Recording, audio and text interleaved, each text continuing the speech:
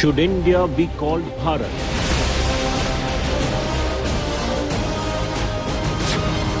What do the citizens think? India ready for one nation, one election? First opinion poll on raging debate. When you come from a farmer's family. The most definitive sentiment tracker. Political stock exchange. Big focus on NewsTrack.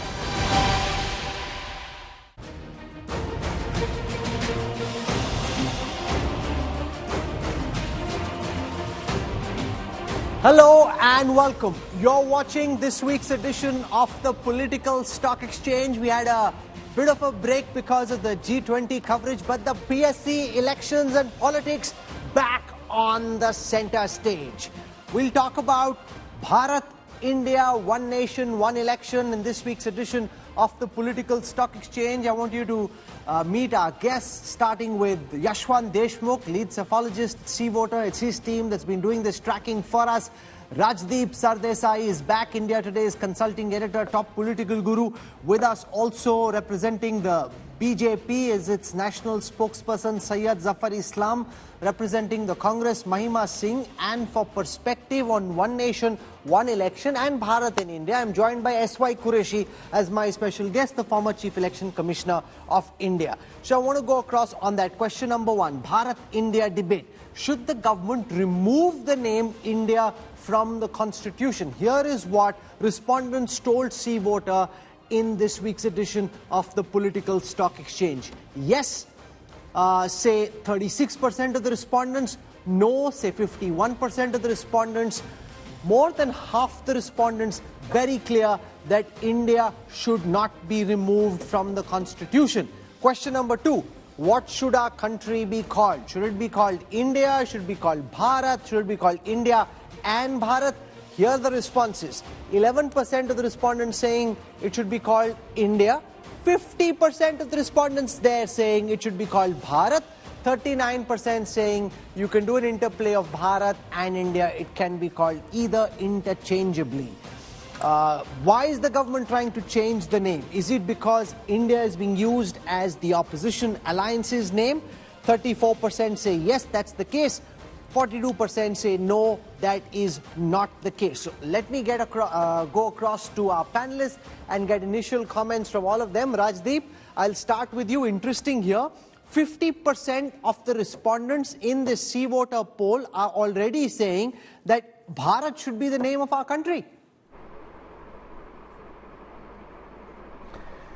But Rahul, look at all the numbers you've given us. While you say 50% say that India should be called Bharat, 39% are saying the name should be used interchangeably, 11% are saying India. So then, and in your first question when you asked whether India and Bharat, both these names can be used, or whether there should be a constitutional amendment, overwhelming, I think 51% said use both names. So the fact is, I think the poll is clearly showing while Bharat may be a preferable name to India among 50%, an equal solid 50% have no problem with the name India. 11% say India over Bharat, but 39% say use them interchangeably, which to my mind reflects, in a sense, the fact that the India name also strikes a chord just as Bharat does. I mean, back it with your first, the responses to your first question. I think it's very simple, Rahul. The Article 1, subsection 1 is very clear. India, that is Bharat. Now, at best, you may want to change and reverse the order to Bharat, that is India. I don't see an issue either way. The fact is, both names can be used interchangeably, are being used interchangeably, and reflect in a way the plurality and diversity and the fact that the Constituent Assembly document was an essential compromise, wherein both ideas were accepted and embraced. And over time, I think there are enough people who are proud to be called Bharatiya and proud to be called Indian, as I certainly am. And I think that's what your poll reflects. Your poll reflects, according to me, Rahul, why I see this as a weapon of mass distraction. Really not an issue for a majority of the Indians. I think most Indians would be happy interchangeably using both names, as your survey seems to indicate. Yashwant Deshmukh, I pick up mixed messaging. on these responses. One, should the government remove India from the constitution? 51% are saying no. What should our country be called? Bharat, say 50%. How do you explain these two opposite reflexes which seem to be coming out of your poll? Well, it's not opposite, actually. I think Rajdeep has kind of explained it very well in that way. I think majority of the Indians are just happy with both the names.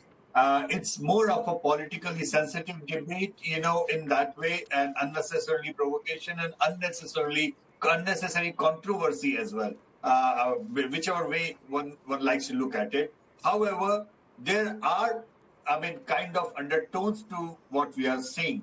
People are happy with India, people are happy with Bharat. If you want to really understand the very fine difference, I will take just a step further what Rajdeep tried to explain. We have always written India, that is Bharat. Probably the emotion is more like Bharat, that is India.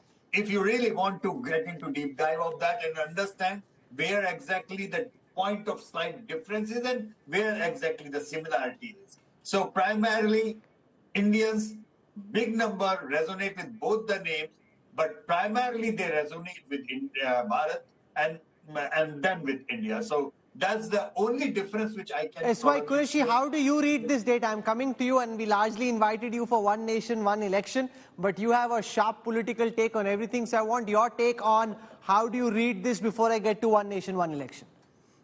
Personally, I'm very comfortable because the constitution is very clear. India, that is Bharat, which means they are both the same thing. So, and as Rajdeep said, even if you reverse the order, it means the same thing. And in English, we have always been using India, and in Hindi, we have been using Bharat. Even in the constitution, it says, one article says, there will be a president of India. And its Hindi translation says that there will be Bharat ka Rashtrapati. So, constitution recognizes both equally. Okay. Syed Zafar Islam, we don't know for sure the reason behind calling the special session on the 18th of September. It is on the 18th of September 1949 that the name India was picked, and that's the time this Constituent Assembly debate was happening. But your sense of what the government actually intends to do, because you're getting a sense that yes, there is support for the use of the name Bharat, but people don't want to discard the name India either. Well, I would say there is a rumor in everywhere that we are changing the name. Nobody is planning to change the name. At least we are not aware. It is all in the media that name is being it is being planned to change the name from India to Bharat, and only the country will be named only as Bharat, and India will be removed from the constitution. Such thing has not been discussed. It's not something which has been indicated. Rather, the spokesperson of the government have already clarified that it is a rumor and no such action plan is from the government. Having said that, there is a definitely preference for Bharat. So, and we must use change our mindset of colonial mindset and use the name Bharat, and something which every Indian should be proud of. The more we use Bharat, the more it will get prominence, and the more people will use Bharat even outside the country. Today, Mahima Singh, the government seems to be winning the Bharat argument. India has two names.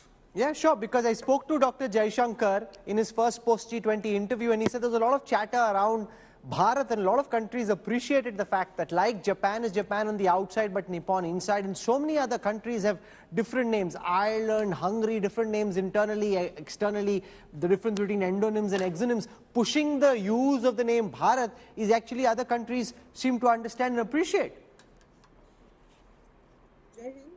Rahul, I think the timing tells the tale here. Here is a government which has been operating with a majoritarian mindset, and that is not a fact that is hidden from anybody. I think it's a widely known fact that this is a government with a majoritarian mindset, and they live in denial of the the other major chunk of the Indians which doesn't vote for the BJP. While the BJP may enjoy a fair vote share of above 35%, 36%, 37%, whatever, but there is another major chunk. India is going to represent 60%, the India alliance is going to represent 60% of the Indians, more than 60% of the Indians. But here is the BJP at the very juncture in time when we came together to name our alliance India. The BJP started Respond to this, this Syed Zafar controversy Islam. इससे पहले तो नहीं था कभी plan कि भारत का use करो, because you've been in power for 9+ years. You've suddenly Twitter handle is pivoted BJP towards for India. Bharat because the opposition way- came up with the name India as the name of the alliance. If that hadn't happened, there wouldn't have been this sense of immediacy and urgency in wanting to now start pushing Bharat. They're saying you have done this Their because we Twitter named our handle, alliance Rahul. India. Syed Zafar Rahul, Islam. Their Twitter handle is BJP No, for Rahul, India, by the way. Rahul, let me ask you first thing. Have we coined a new name? Is it part of the constitution? But you're pushing it now Bharat, much that more is than India. earlier. Have we said that we are changing? No, let me just complete. I'm coming to that. We are using it. Yes, Bharat should be used, and G20 was a platform where you can reach the rest of the world, and the name Bharat can get prominence, something which you cannot do in isolation, that you cannot tell everyone. So there is an event has been fully utilized to propagate the name of Bharat, and Bharat is now known to every other country in the world, and that is something which the government has done it, and you should appreciate the government's intention that Bharat is the actual name of the India. That should be known to the people of the world, not only India. What has been given by the colonial mindset of has been accepted by the colonial mindset at that point in time. So we always only took the opportunity, utilized this opportunity of G20 to propagate this name, let the people of the world know that India has two names. Okay, Bharat, let's now come to one nation, one election. By the people of this Mahima, country. 20 seconds because I need to keep the needle moving quickly. Sure, you see, BJP for India, numeric Roman number 4, and then India, that is their Twitter handle.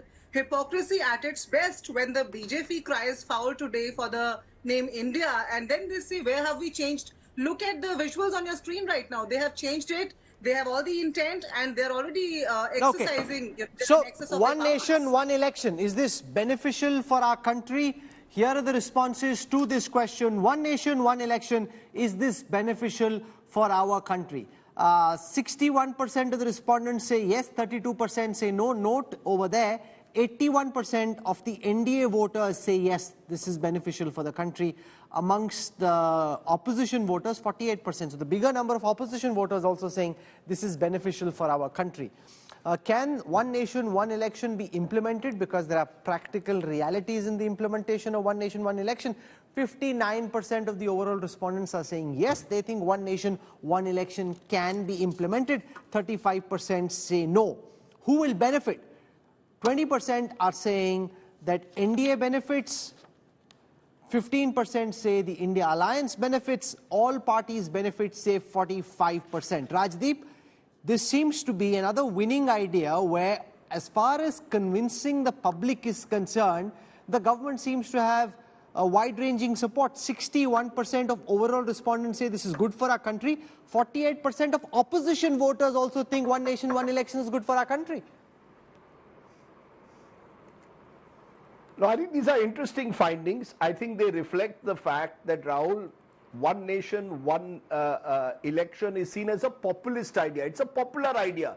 It gives the impression out there that you're going to cut down on costs. We have too many elections in this country. That is in some way affecting governance. That's been the government narrative. And as your survey shows, and I presume this is cutting across classes and groups, there seems to be a fair amount of support for it. My worry is this is not an issue that can be decided on the street.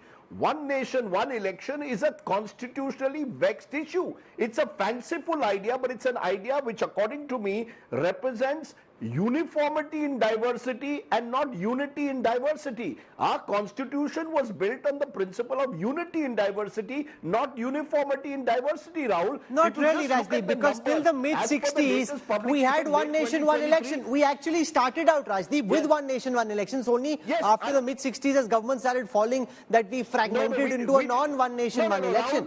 Earlier elections were held in the same cycle, Rajdeep. Sure.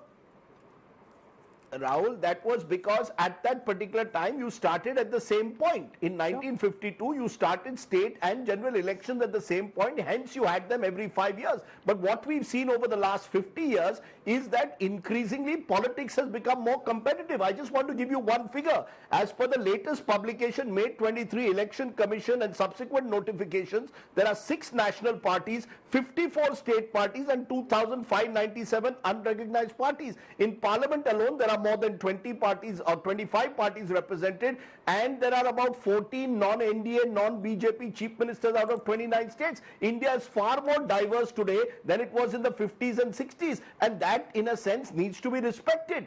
Let's be clear, this 52, 57, 62 argument that is made that elections then were held joint that's because they were all at the same starting point. Now we have a very, very different political ecosystem to what we had in the 50s and 60s.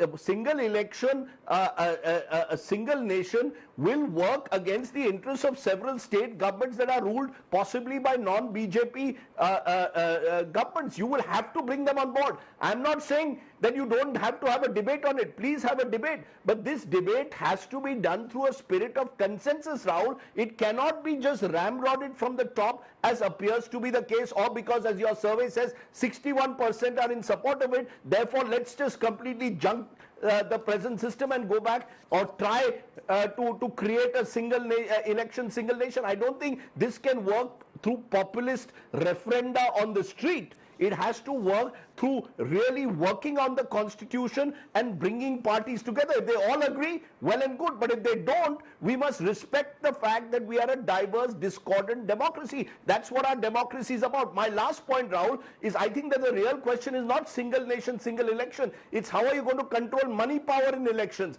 That's what I think should be the focus. The manner in which money power has subverted the electoral process should be the focus of our policy makers, not these fanciful ideas that may attract support but actually are rather hollow inside.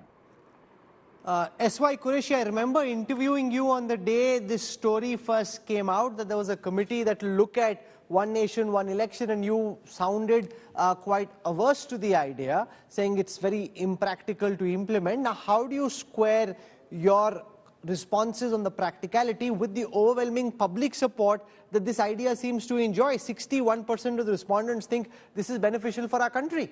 Mr. Qureshi. You know, Rahul, this topic arose about 10 years ago, and the very first article when I wrote, the title given by the newspaper was desirable but not feasible. But I got a lot of flack for even using the word desirable. They say it's not even desirable for constitutional reasons, as Rajdeep pointed out. Secondly, you know, this argument, initially for the first 10 years, it was simultaneous. Now we are going back to history, very nice. But then go back to history after that also. We were simultaneous because that was the constitutional beginning. And why did it get staggered? That will happen again. You start, come back to square one, but then the same thing will start over again. Somewhere 20 MPs change side, one party leaves the coalition, Lok Sabha falls. What happens to the 28 assemblies? Why should they be disturbed? Or conversely, something happens in the state. Why should the entire country Let be Syed disturbed? Zafar Islam respond to your very strong argument. Now imagine that you lost the election in Madhya Pradesh. Kamal Nath is chief minister. You've spoken to Jyotiraditya Scindia. You've taken him and a whole bunch of MLAs with him. What happens? You can't switch. Then you're stuck with one nation, one election. This goes against what you yourself and your party have been doing over the last 9 years. Well, Rahul, the Honorable Prime Minister and many of our senior leaders have very often have spoken about it, that we need to have a mindset to create an atmosphere where one nation and one election can become feasible. As of now, I think that it cannot be done in isolation by Bharatiya Janata Party or our government alone. It has to be. No, but respond in the real world. Arunachal Pradesh, Uttarakhand, Maharashtra, Madhya Pradesh. These are all examples where you've not allowed opposition governments to continue running their full term, and you've done some jugaad, some hodgepodge to bring them down. Then how will that happen in one nation, one election? No, these are two different things. See, people are unhappy with their party and they want to join a party which is actually serving the people, then they are welcome. But if the system does not allow, if there is a restriction of people switching from one side to another, even with an intention to lead to serve the people, then it's a different case. As of now, there is a process where one can follow and can join any other party, and if the government can be formed, why not? But one nation, one election is something where it's a very good concept, but cannot be done by Bharatiya Janata Party alone. All the political parties should come up, and there should be consensus that yes, we need to have, everybody will have to sacrifice, not only Bharatiya Janata Party, but every single political party will have to sacrifice something or the other to make it a reality. No, I don't understand, Yashwant Deshmukh. In your poll, when you're asking who benefits, I would have thought the number of people who thought the NDA and the BJP are benefiting would be much higher. That's only 20%. 45% of the respondents seem to think all parties benefit. How do all parties benefit with this? What's your reading of that data set?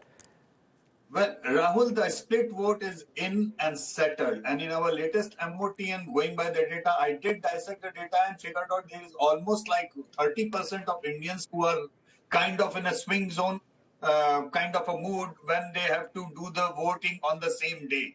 So I am very clear, Rahul, that if the elections, one nation, one election happens as on today, then we are likely to get a central government which is BJP led, but in majority of the states, the opposition chief ministers would be installed on the same day. So I have no doubt in that people can very well handle the one way, one election, and people are going to give different kind of verdicts for different layers of the governance. It is not going to benefit politically to any one party, as one way say so. Of course, opposition parties say that BJP is trying to do it because they try to use the popularity of the Prime Minister even to the winning Vidhan Sabha election. That doesn't happen. We have seen BJP lost majority of the Vidhan Sabha elections, even though the Prime Minister has gone and campaigned. People vote for Modi's popularity when the Modi's elections come. They are not going to vote for Modi when the assembly elections come in that way.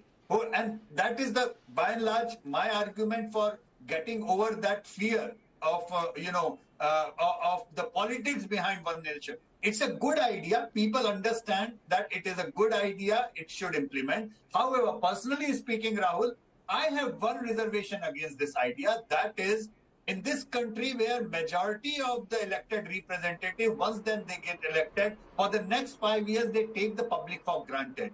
If everybody gets voted and elected on the same day for the 5 years, there is no opportunity for the public to give to add their sentiment in any way, because we are an incomplete democracy of sorts in absence of referendum, the constitutionality of referendums and the right to recall within the constitutional rights. So unless these kind of reforms are in, unless the governments are forced to ask the people before taking important idea. For example, Uniform Civil Code.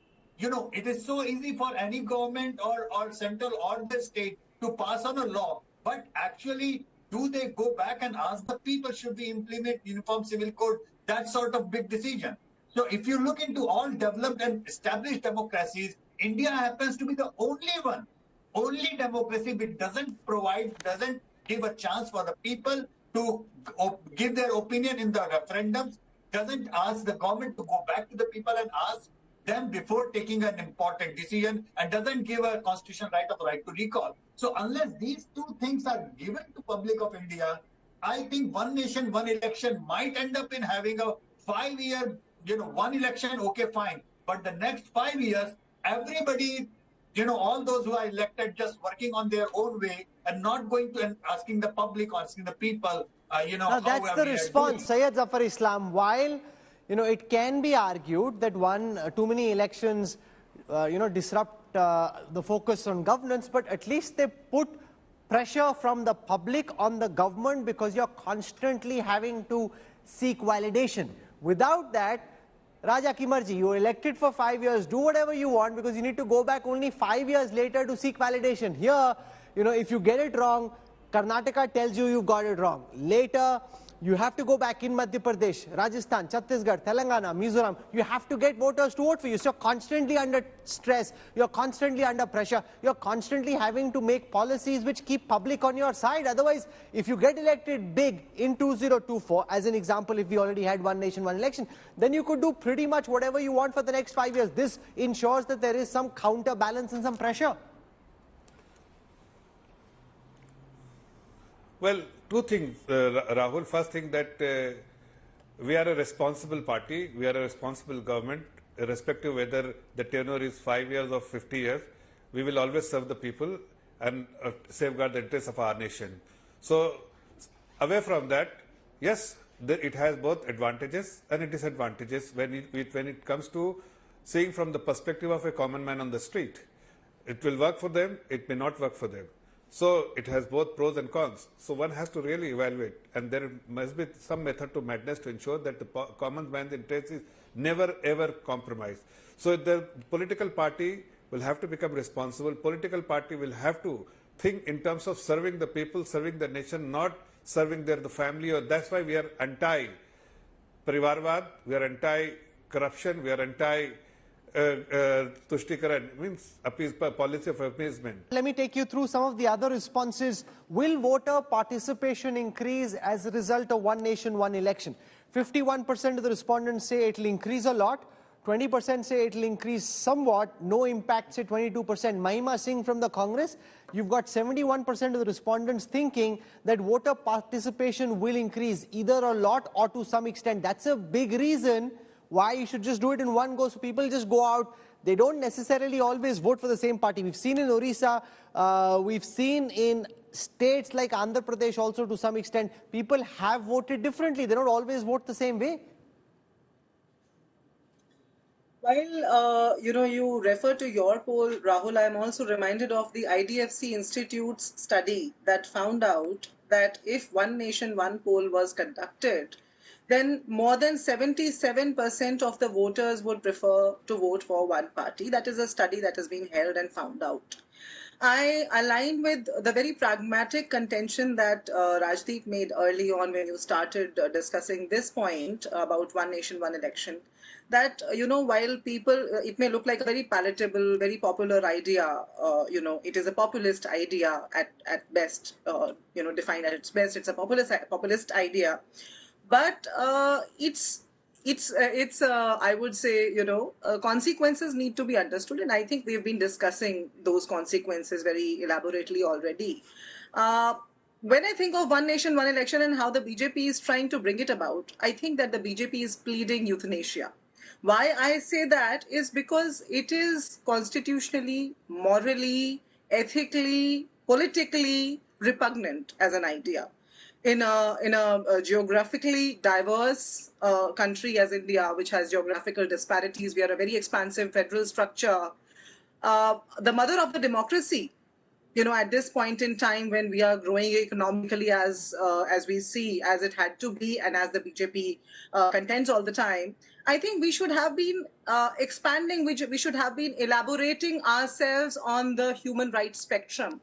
Whereas not really. It's nothing to do with human rights. If you can reduce the number of election cycles, if you can reduce the number of election cycles instead of having one election every few months, if you find like a midway house, which is okay, one election in the year, so you bunch all the elections that happened that year, or you have midterms like primaries, right? So you have midterms every 2.5 years. There are ways in which this can be done. It doesn't need to be done as an extreme. There are ways in which can be done which makes it eminently sensible. S.Y. Qureshi, do you agree? Okay, maybe one nation, one election is thrust down people's throat. That may see a pushback from the opposition. But can a halfway house be found where you do, say, at least all elections at the same time in the year, or every 2 years you do elections? There are different things which can be done to make this a more practical idea, S.Y. Qureshi. I'm coming back to you, Mahima Singh, in just a moment. S.Y. Qureshi. Yeah, well, first of all, the IDFC study which was mentioned is very, very important, because it was a study spread over 15 years, 1999 to 2014. And it studied the voting behavior of 513 million people. And it found that when the election was simultaneous, 77% people voted for the same party. And when the same election got 5 or 6 months apart, it fell down to 61%. And when it is the gap is even more, you have seen the results in Delhi. In one election, the entire Delhi went for one party. 9, 8 months later, for parliament, it went to another party. And so that is not something to be taken lightly. And the other thing, my feeling is that, one nation, when the moment you bring in the one nation, people's nationalism and patriotism comes to the fore. But if you take the same logic, why not one nation, one political party, one nation, one leader? Why do we need all the chief ministers doing all kinds of things? So can you take it to that logical conclusion? So I think it is therefore a dangerous idea. And the Law Commission, don't forget the Law Commission appointed by this government in 2018 itself flagged the issues, the constitutional amendments which will be required. It also referred to the basic structure of the Constitution. We just read that report and instead of dismissing it. And secondly, whatever this study may have said, but I remember one BJD MP saying that what do people want? People actually love frequent elections because that is the only power of vote is the only power they have, which otherwise what happens for 5 years, MLA MP doesn't come back to them. And how many times we have seen posters, Gumshuda ki talash, wanted, MLA missing, MP missing. This is what will happen because he is assured of 5 years term and they will never go back. Therefore, the accountability, the way the issues will get mixed up. Now, let Zafar Islam respond to that. That's a very good point you're making, that if you have to go back to voters for municipal elections, then for assembly elections, then for Lok Sabha elections at different times, you are then accountable. Otherwise, you can just bounce for 5 years, nobody sees the MP or the MLA or the ward councillor, and you come back 5 years later. Elections ensure accountability. Zafar Islam, respond to S.Y. Qureshi. Actually, Rahul, I don't know whether I was audible earlier or not, but as I said earlier, that we are a responsible party and every party will have to become responsible because there should be accountability. And people will make you accountable, people will make you understand that unless you are really willing to serve the people, you will not be able to come back to the power. So, party will become responsible. Every political party will become responsible, follow the footprints which we have followed all along. Secondly, what is more important, that when you really talk about one nation, one election, it has both advantages and disadvantages, pros and cons both. So one has to really evaluate whether it will really benefit the people or whether it will not benefit the people, because there is a lot of restriction during the 5 years. Every now and then elections are taking place and the developmental work gets affected. So it has advantages and it has disadvantages. But if the political parties become responsible and follow the dharma of what they have been elected, then these concepts will become very, very fruitful for the people of this great country. So will one nation, one election lead to free and fair polls? Here are the responses.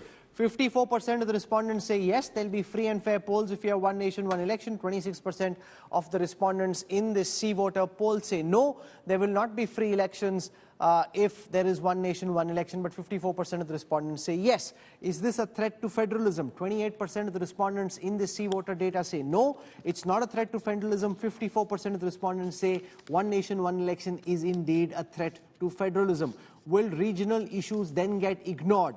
33% of the respondents say yes, regional issues will be ignored. 44% of the respondents say no, regional issues will not be ignored. What impact will this have on the India alliance?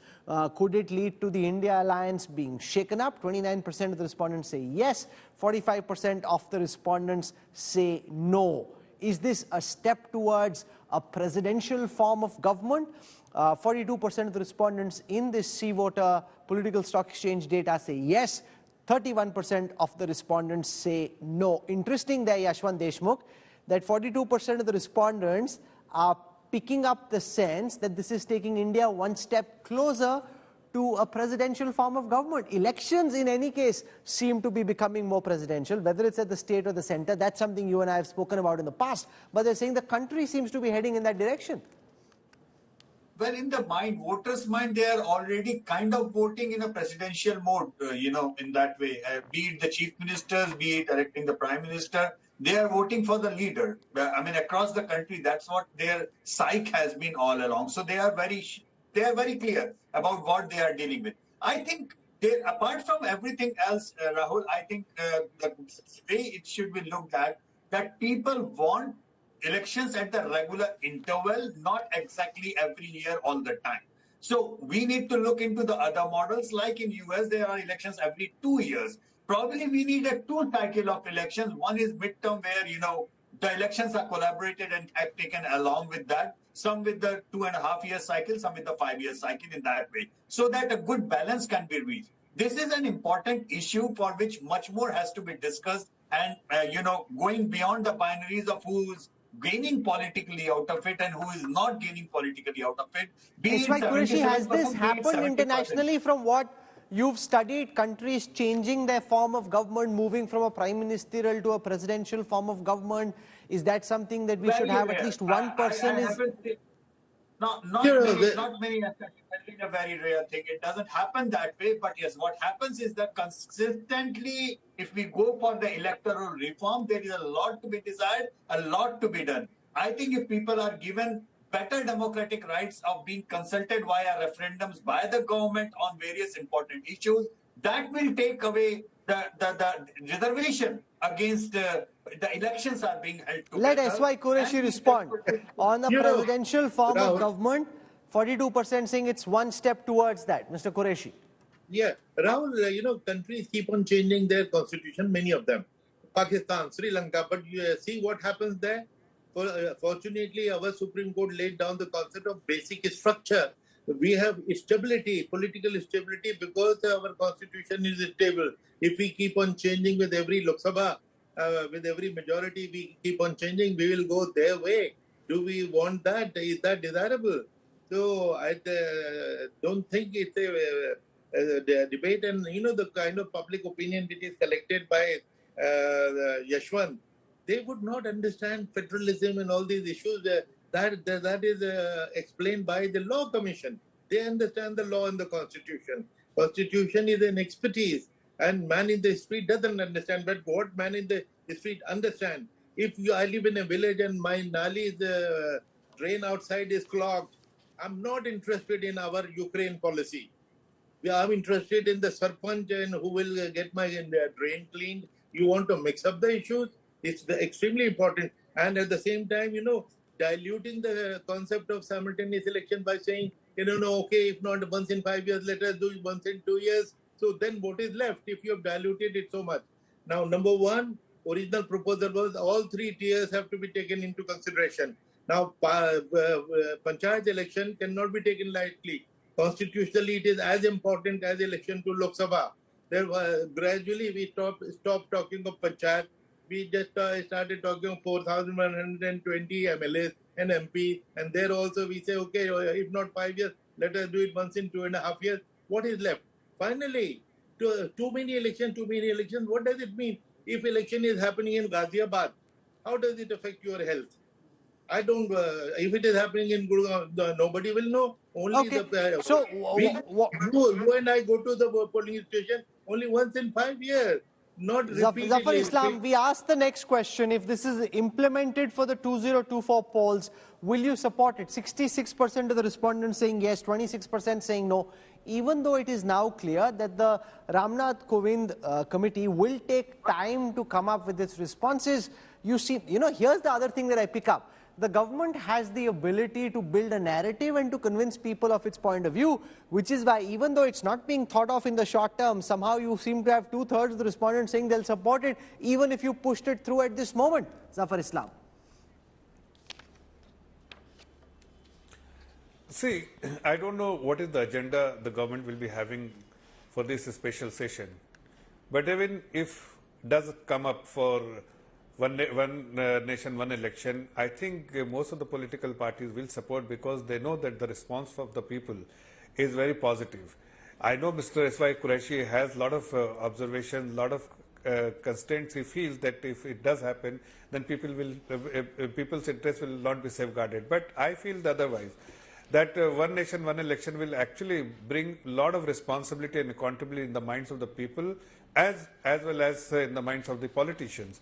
And it will only benefit for the development of the country, and it will definitely will be a cleaner politics, less money will be involved, and more whatever you promise, you will be forced to deliver, and people will make you accountable and hold you accountable every 5 years. Mahima Singh, respond to this. The overwhelming support, 66% saying even if they do it for 2024, we support it. 61% of overall respondents saying this is beneficial for India. So in the court of public opinion, the one nation, one election argument is something that you seem to be losing.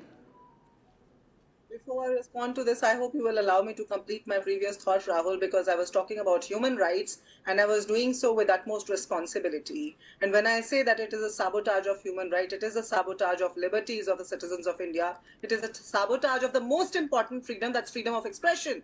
When you go out to cast your vote, you're not only casting a vote, it's not merely a vote. All right, today you may be, it may be costing 10 rupees per voter, and it might cost, as per the studies, it might cost 50% less, 5 rupees per voter when you do one nation, one election. But what happens when, right 6 months after being elected, a government is compelled to dissolve due to whatever reasons, and then you know that for the next 4.5 years, the government is going to be in arbitrary exercise of Article 356. You know, the president's rule will be arbitrarily exercised. And the BJP spokesperson here is talking about consensus. He's talking about taking the opposition on board. Here's a government that calls a special session of the parliament without having a dialogue. Here's a government that brings something like one nation, one election without having a regional party on board on its committee, without having representation from the election commission on board on the committee, and having a former president. I mean, a former president has to be non-partisan.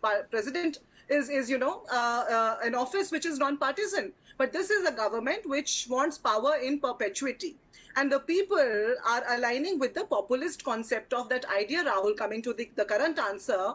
The people are aligning to the populist sense of this idea, and the detailed, nuances of the idea need to be understood well by the people. It needs to the people need to be educated on that. No, sure, but in that context, S.Y. Qureshi, from what we are picking up, a 3-year term is being spoken of for the Ramnath Kovind committee. The government doesn't seem to be rushing it either. While they've initiated this debate, got all of us talking, they're actually allowing for this to play itself out, for there to be public consultation, for parties to be consulted, and only then come up with any view. So to their credit, it's not as if they're trying to ram it down, which is what the opposition thinks is happening, but they seem to have a longer term time frame in mind for this. Yeah, actually, I've been saying this all along, because from the day one Prime Minister has been saying that there should be a national debate. And the debate has been going on for 10 years. He has not put it down the throat. He hasn't. So therefore, the debate will continue as regards the feasibility of 2024 going simultaneously. It's impossible, because we need 3 times the EVMs. We have 20 lakh machines. We need 40 lakh more.